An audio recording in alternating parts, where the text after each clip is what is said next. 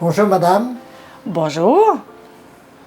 c'est un grand plaisir pour moi de faire cette entrevue et je la fais chez vous, dans votre maison. Oui, c'est chez nous. Je suis très honoré d'être avec toi. Ah, ben, je suis honorée aussi d'être avec vous aujourd'hui. Avec vous? Ben, ça commence avec le vous. Ça finira peut-être avec le tu. Parce que là, vous aviez un ton très Bon, respectueux. on commence tranquillement. As-tu connu tes grands-parents? J'ai connu mes grands-parents, sauf ma grand-mère d'Auteuil qui est décédée un peu avant que je naisse. Mais je les ai connus. C'était des gens de campagne. Ils restaient où? Ils restaient à Saint-Noël. À Saint-Noël. Oui, même ma grand-mère, du côté de ma mère, il restait dans le rang chez nous, le même rang. Ils étaient cultivateurs, Il quoi? était cultivateur. Toi, t'es né là. Oui, je suis née dans le lit de ma mère. Si je te demande quel héritage ont pu te laisser tes grands-parents? Un du côté des Dauteuil, puis Du côté des Dauteuil, je les trouvais aventuriers parce qu'eux autres sont allés travailler aux États-Unis dans les filières de coton. ils sont allés travailler aux États-Unis. Oui, ils ont appris l'anglais, ils étaient Ils bilingues. partaient De Saint-Damas, je pense, dans le Saint-Damas, temps, ouais. parce qu'ils ont fait Saint-Damas, Saint-Noël, ils sont revenus à Saint-Noël Ouais. après. Et toute la famille, puis il était quand même pas mal d'enfants. Mon père était tout petit, elle allait à l'école là-bas. Ils ont appris l'anglais, ils se sont débrouillés malgré qu'ils étaient des immigrants un peu malmenés, là, parce qu'ils appelaient les French, Ouais, hein, les Français. Et puis il y avait des bagarres. Pas mon père parce qu'il était trop jeune, mais très souvent, ils étaient comme. Là, je parle de tes harcelés. grands-parents, là. Ouais, ben, je parle de mes oncles, parce que mes grands-parents, eux autres, travaillaient. Là. J'ai jamais entendu dire qu'ils avaient subi OK. ce genre de. Mais tes grands-parents, disons qu'ils t'ont laissé un Ils héritage. étaient vaillants. Ils étaient vaillants. Ils étaient vaillants, puis ils étaient courageux. Pour s'en aller là-bas, là, ils avaient. Toi, tu as hérité de ça, la vaillance et le courage. Ben, je pense. Marc-André pourrait peut-être en témoigner. Forcément. Il faudrait que je m'introspecte là, pour voir, mais sûrement. C'est les qualités que j'admire chez eux. Alors, Mais est-ce que tes 4 grands-parents avaient les mêmes qualités? ben, dans ce temps-là, c'était des gens courageux, c'était des pionniers, Courageux, c'était des ouais, ouais. fricheurs. Alors, ils se battaient contre la nature, ils se battaient pour faire leur place, gagner leur vie, nourrir leurs nombreux enfants. C'était 10 enfants et plus là, dans les deux familles. Alors, Ça veut dire qu'ils n'étaient pas tellement riches. ils ont tous mon admiration. Ben, dans ce temps-là, tout le monde était égal. Il n'y avait personne de riche. Ils étaient tous pauvres. Tous pauvres. Sur un pied d'égalité. Bon. Mais il y avait des débrouillards plus que d'autres aussi. Mais ce village-là, là, de tes grands-parents, il n'y avait pas beaucoup de monde? Dans Dans le village? le village, je restais pas au village, je restais dans le rang, mais Dans la le rang, paroisse, OK. quand même, il n'était même pas 1000 personnes, là, OK. je pense pas. C'était au début, là. On appelait ça une colonie. Une colonie. peut appeler ça une colonie. Autrefois, c'était péjoratif, des colons. Oui, c'était péjoratif, mais n'empêche que les colons, il y avait des qualités qui ont fait que bien des gens ont prospéré après là. C'est vrai. De ton père et ta mère, donne-moi une qualité de ton père, une qualité de ta mère. Oh, mon père était brillant, il était intelligent, il lisait beaucoup, s'informait de tout, c'était un homme polyvalent. Est-ce qu'il était allé à l'école longtemps? Troisième année. Troisième année. Donc, il lisait couramment, il lisait beaucoup, s'informait des nouvelles, il était très politisé. Je pense qu'il aurait pu faire un député. Et Un député, pourvu qu'il y ait une deuxième, troisième année, c'est assez. je pense que dans ce temps-là, il n'en demandait pas tant. Pourvu qu'il y avait une espèce d'esprit analytique, qui était conscient des problèmes, puis qui avait assez d'intelligence pour trouver des solutions, je pense que ça aurait pu faire quelque chose de Vous étiez combien d'enfants chez vous? On était 7, nous autres. 7. Oui. Toi, dans l'ordre, c'est où? J'étais la troisième des dernières. 3. La plus vieille des dernières. La plus vieille des dernières, Des l'aînée. derniers, des derniers. Mais si je compte sur les 7, j'étais la 4e, si je ne me trompe pas. 5, c'est 7, j'étais la 5e. Qu'est-ce qu'ils ont fait, tes frères et sœurs, dans leur vie? Bon, la plus vieille a quitté l'école très jeune. C'est elle qui a aidé ma mère quand elle a accouché du dernier. Elle avait 14 ans. Et après, est allée travailler dans une maison privée. C'est beau. C'est un travail que sa mère faisait. Elle avait été travailler à Québec.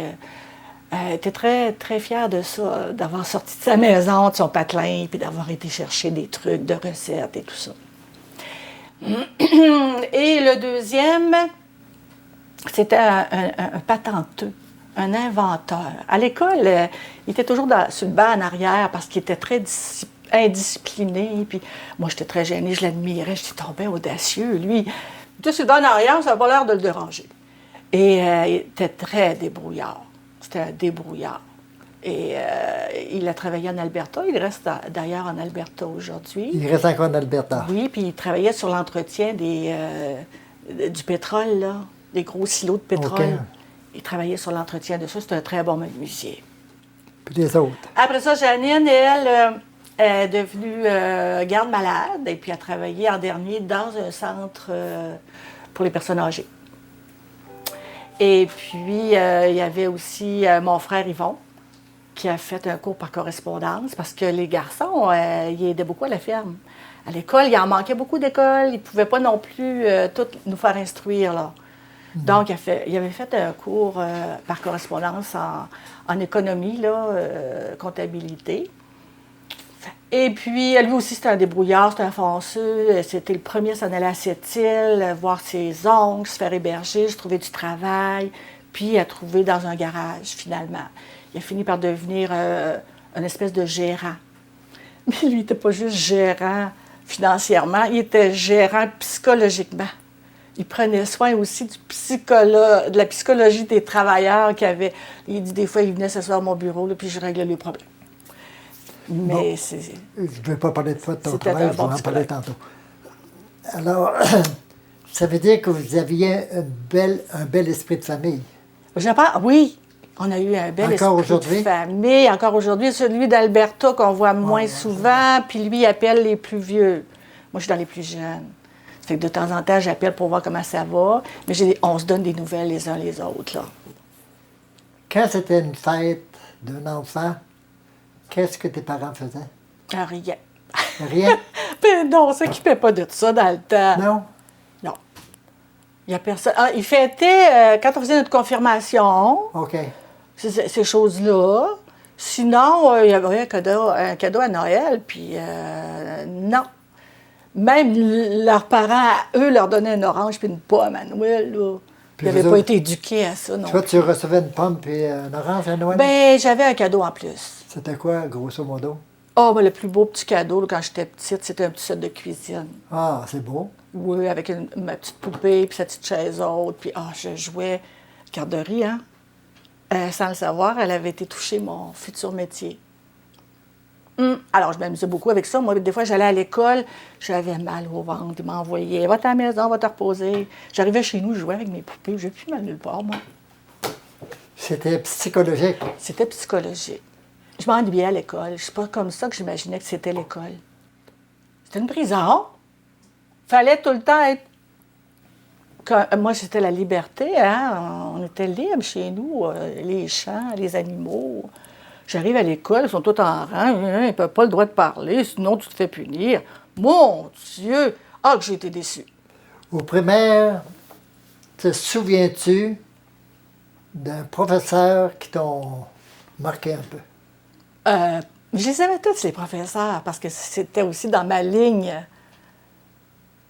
Oui, mais il y en a un, probablement une, c'était des institutrices. Ah, je les aimais bien, je les aimais beaucoup, je les aimais beaucoup. C'était Parce pas que des je les ai religieuses? revus. Non, dans le rang, c'était des laïcs qui restaient sur place. OK. Ils restaient là, puis ils se faisaient à manger, ils dormaient là et tout ça. Et il y a une madame de Rimouski qui est venue, à un moment donné, elle s'appelait Madame Léonce Roy. Ça a été la dernière qui a passé dans le rang. Puis après ça, on est descendu toute la gang au village. Et je la trouvais tellement formidable. Elle chantait, elle nous faisait faire des... Levez-vous debout, puis elle faisait des gestes, puis on va être dedans, puis elle nous faisait dessiner. Elle était toujours... Elle n'avait pas la mentalité du rang, de la petite place. Elle avait un plus, elle. Elle avait un rayonnement. Moi, je chantais ça, moi, les rayonnements. Oh, qu'elle aille! J'étais très contente. Elle m'avait nommée responsable de la bibliothèque une fois. J'étais très fière. Parce que tu étais très brillante. Qui ça, moi? Tu étais très brillante. Ben, j'avais de la facilité à l'école. C'est ça que je veux dire. Je sais pas, moi, je ne suis jamais qualifiée de très brillante. Moi, je suis qui je suis. Je ne porte pas de qualificatif comme ça. Là. Sinon, je m'enorgueillirais. Mes parents ont fait bien attention pour pas que je m'enorgueillisse. Ils nous donnaient pas nos qualités, hein, comme vous faites là, vous là. Oh que non! Mais il faut reconnaître les qualités des autres. Ah, pour ça, oui. Puis les défauts aussi. On avait l'ensemble du portrait, mais il y en avait 2 personnes chez nous qui étaient capables de cibler les gens. On est une gang de psychologues chez nous. Et il arrivait de l'école, puis il avait remarqué une affaire, il avait remarqué une autre affaire. Et moi, j'étais scandalisée. Je me dis, comment ils peuvent juger les autres comme ça au lieu de les aimer tels qu'ils sont? Mais ça peut être un don aussi de pouvoir cibler à qui t'as affaire, là. C'est une qualité. Oui, ça peut être un don. Un don. Et moi, je l'ai pas ça. Moi, j'étais naïve et je valorisais plus le jugement des autres. Je trouvais que les autres se débrouillaient toujours plus que moi. Et moi, j'étais observatrice. Mais je n'étais pas assez mature dans le temps pour me définir. On fait notre petit chemin, là, tranquillement, puis on trouve notre plaisir, notre bonheur où on peut, et le restant, bien, ça va finir par se définir au fur et à mesure qu'on va cheminer, là.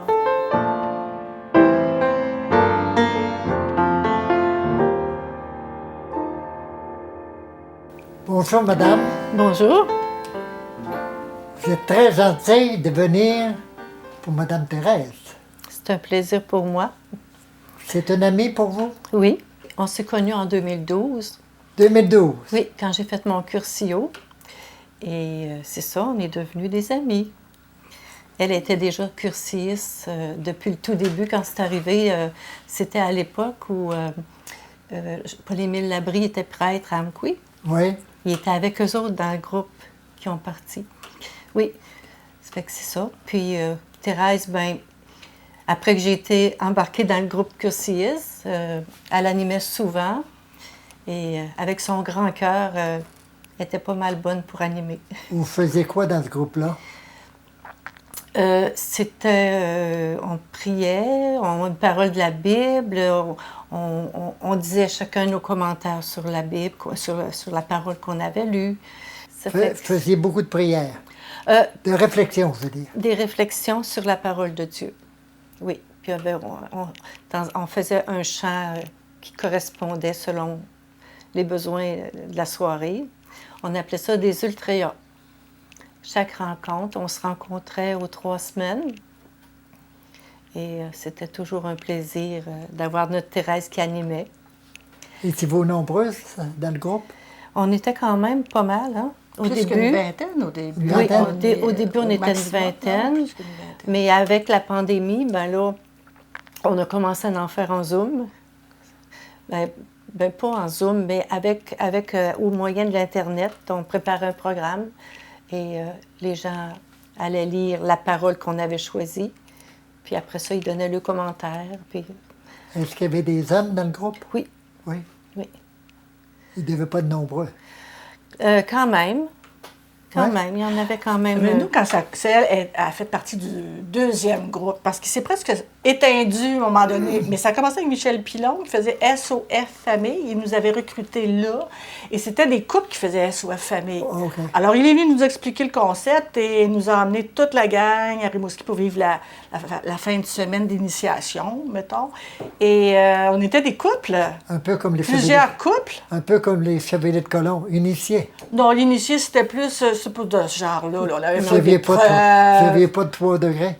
On n'a pas de degré là-dedans, non. C'était fait intelligemment pour permettre à ceux qui voulaient s'introduire dans notre groupe de vivre à même les témoignages que des gens venaient faire. Parce que le cursio, c'est beaucoup à même des témoignages. Okay. On dit la conversion se fait en écoutant ceux qui ont la foi, puis nous raconter comment ils vivent leur foi et tout ça. C'est très intéressant, très enrichissant. Ça durait 3 jours. Et Tu étais responsable de ça, toi? Ben, j'ai été rectrice à plusieurs occasions. Rectrice, ça veut dire que on est un peu on est à la direction pour aider les gens à se diriger dans le mouvement, là, à entrer dans le mouvement. Tu as pas mal tout fait dans ta vie. Oh non, j'ai jamais été au Parlement, moi.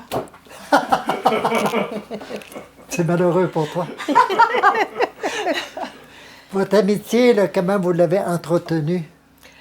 Hey, ça fait des années, là. Oui, ben, c'est ça, oui. Tu y venais? À un moment donné, Diego m'a demandé pour préparer 2 jeunes adultes au sacrement. Une fille puis un garçon. Quel sacrement? La fille n'avait pas son baptême seulement, c'est qu'on a commencé Baptisé, pour qu'elle soit baptisée. C'est Diego qui l'a baptisée juste avant de partir pour se retourner dans son pays. On a continué les catéchèses. Puis là, il y a un jeune homme qui a commencé. Lui, il avait été baptisé. Ça fait que là, ben, Diego m'avait demandé ça, puis je n'étais pas trop hardie avec ça. Fait que j'ai pensé à Thérèse. On a fait équipe, puis on a bien aimé ça, avec son grand cœur. On préparait ça ici, chaque rencontre, avant de rencontrer nos jeunes. Là. Oui, c'était une belle expérience, franchement. Là. J'avais été catéchète longtemps, moi. À partir de mes enfants, là, j'avais commencé. Il y a une religieuse qui m'avait demandé pour être catéchète. Donc, ça faisait longtemps que j'étais catéchète C'était très enrichissant. Oui. Même nous-mêmes, on grandissait à travers ça. Là. J'ai été catéchète pour mes jeunes, pour des jeunes moi aussi, mais pour ma petite fille, parce qu'il manquait une catéchète. Là. Mais après, quand elle a eu fini sa confirmation, Rodrigo voulait que je recommence. Puis ouais, j'ai dit non, j'étais trop impliquée dans toutes sortes de choses que ça me demandait trop. Mais on avait ça en commun. Oui. Vous faites des activités en dehors de la catéchèse, là? Ensemble? On a chanté Avez-vous fait des voyages, non? Non, on a chanté ensemble. Ici, là, moi, j'avais la guitare, on devait animer une messe. Ils nous avaient confié ça au cursiste, animer une messe. Puis Diane chante très bien. Là, elle chante très bien? Oui, Diane, elle chante très bien. Et on avait préparé notre affaire. On se pratiquait ici? Oui, on avait eu beaucoup de plaisir à préparer ça. Je vais lui demander de chanter Alléluia. Ou l'Ave Maria. Juste un petit bout. De moi. Juste un petit bout de l'Ave Maria, mais de l'Alléluia. Oui. Alléluia, Alléluia, Alléluia, Alléluia. Toute beauté. Et encore, elle sortit. Toute beauté. Elle sortit. C'est incroyable quand même, là. Oui, une voix. Ouais. Avez-vous quelque chose à dire à votre ami?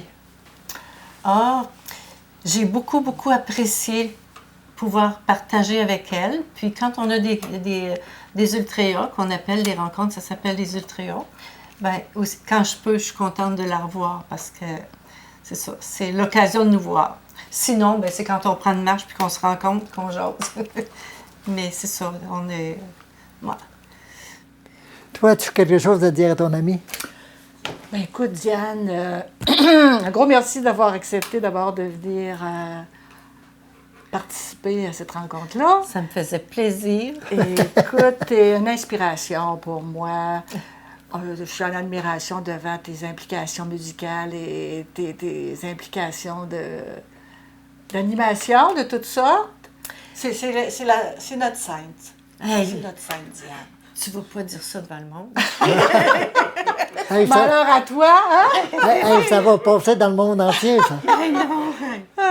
Non, mais c'est bon d'avoir des gens dans la communauté qu'on se dit sont inspirants, ces gens-là, puis ont la foi, puis à quelque part, ça nous fortifie dans la nôtre. Oui, qui n'ont pas peur de l'exprimer. Puis ils n'ont pas peur de l'exprimer aussi.